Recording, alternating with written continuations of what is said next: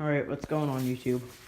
So, I uploaded that video on my channel yesterday on how to prepare an engine for painting. And here's the final product.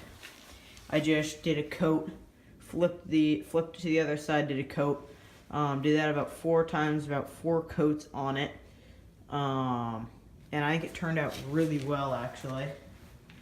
This green, high compression Fred head, fake Fred head from eBay on here. It's not going to be permanent because the one that came with the kit was shipped separately. It's supposed to get here either today or tomorrow. But it's at our post office, so I'm not sure when they'll deliver it. So this is my brother's, I just put on temporarily. But this is the Cdhpower 80cc kit here. This is it has a 40mm stroke,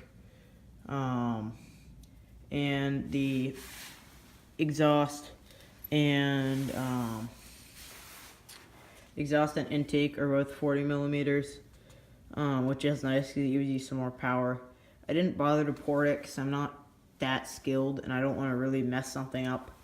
But for mods on here, pretty much everything is stock other than the head, but it's gonna be similar. I have a black, I think it's like hexagon type head from Cdhpower coming, because I wanted to do black and red, because that way my air filter matches the rest of the engine, and then the black will match the rest of the bike.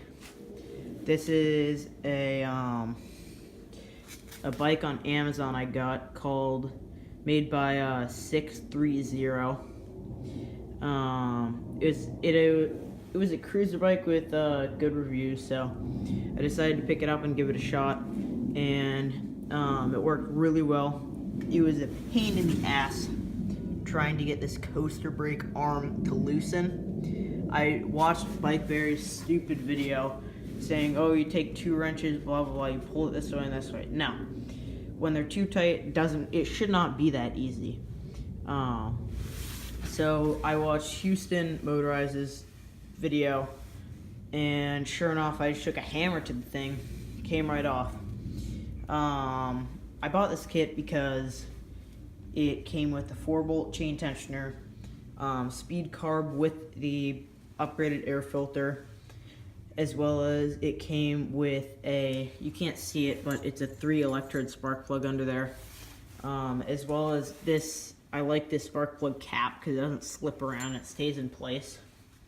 But I would highly recommend this bike because it only comes with a coaster brake, but for me, if I need to stop quickly, it works really well, although it's not like the most secure for stopping gradually. But the bike is a steel frame. It fits pretty much everything perfectly on here.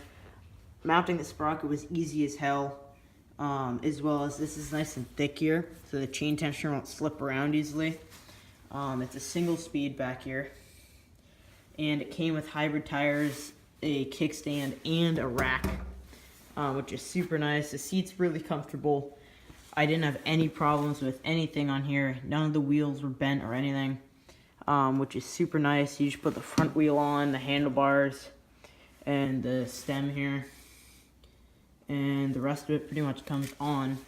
The only thing I had to do here is I did some weird configuration with the universal mount, because as you can see, I was able to mount the normal mount there, but what was happening is the motor, I have this spot in here because I need to jack it up.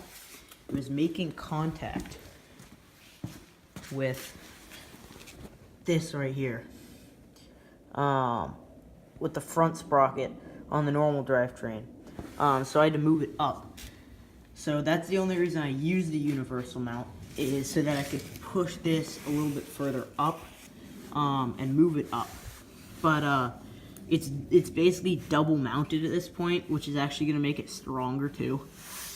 So I'm not I'm not sad I had to do that. Everything else went really smoothly. This thing has absurd torque.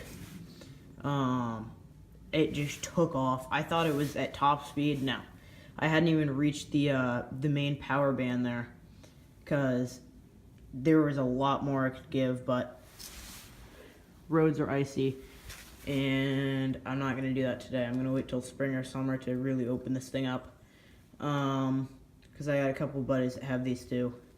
Gas can mounting, no problems. Basically everything else went wicked smooth.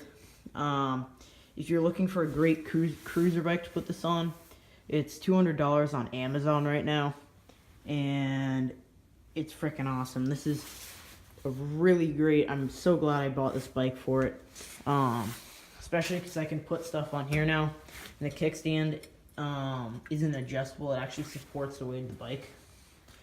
So compared to my other one over there and my brother's, I would definitely say this bike is probably your best bet.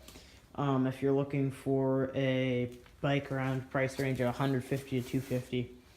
Alright, well, thanks for watching. I'll give a few updates on what I'm doing with it now and installing the head. So yeah.